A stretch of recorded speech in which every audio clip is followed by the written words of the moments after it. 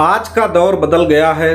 पहले जब honour killing शब्द सुनने को मिलता था तो उसके पीछे सामाजिक सम्मान, जातीय बंधनों और तथाकथित प्रतिष्ठा के नाम पर प्रेमी युगलों की हत्या की घटनाएं सामने आती थी।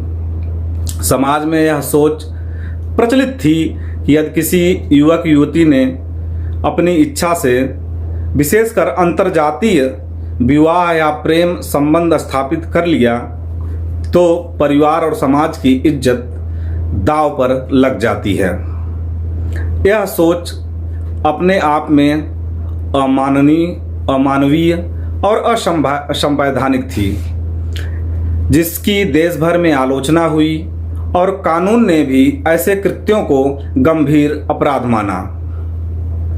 लेकिन आज कुछ घटनाएं यह संकेत दे रही हैं कि परिस्थितियां एक अलग और चिंताजनक दिशा में बढ़ रही हैं। अब ऐसी घटनाएं भी सामने आ रही हैं जिनमें प्रेम प्रसंगों, पारिवारिक विरोध या व्यक्तिगत स्वार्थ के कारण माता पिता और बुजुर्गों तक की हत्या कर दी जा रही है।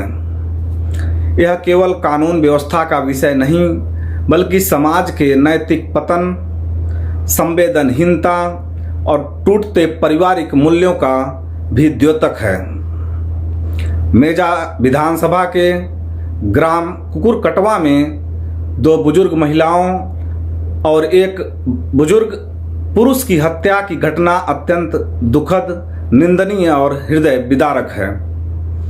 यदि प्रारंभिक स्तर पर सामाजिक संवाद, परिवार की चिंताओं को समझने का प्रयास और समय रहते कानूनी हस्तक्षेप हुआ होता तो संभव है कि इतनी बड़ी त्रासदी टाली जा सकती थी।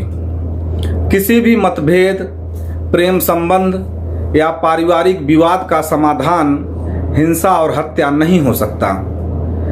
3 बुजुर्गों की जान चली जाना केवल एक परिवार का नुकसान नहीं बल्कि पूरे समाज के लिए चेतावनी है कि हम किस दिशा में बढ़ रहे हैं।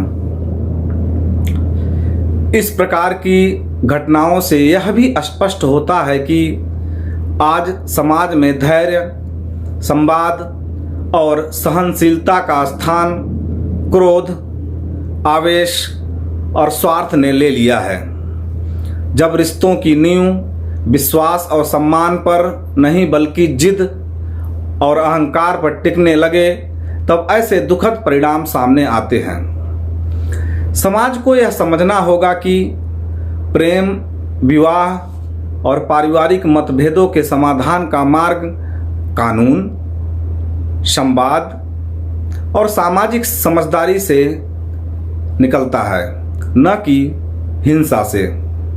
दुर्भाग्यपूर्ण बात यह है कि ऐसी संवेदनशील घटनाओं पर भी राजनीति शुरू हो जाती है। कोई जाति का चश्मा पहन कर देखता है, कोई दलगत लाभ खोजता है और कोई अपने राजनीतिक हितों की रोटियां सेकने में लग जाता है। यह कोई नया खेल नहीं है। धीरे धीरे यह एक राजनीतिक परंपरा का रूप लेता जा रहा है, जहां दुख और त्रासदी भी राजनीतिक अवसर बन जाती हैं। जबकि आवश्यकता इस बात की है कि ऐसी घटनाओं पर राजनीति नहीं बल्कि संवेदना, न्याय, सामाजिक सुधार और भविष्य में ऐसी घटनाओं की पुनरावृत्ति रोकने पर गंभीर चर्चा हो।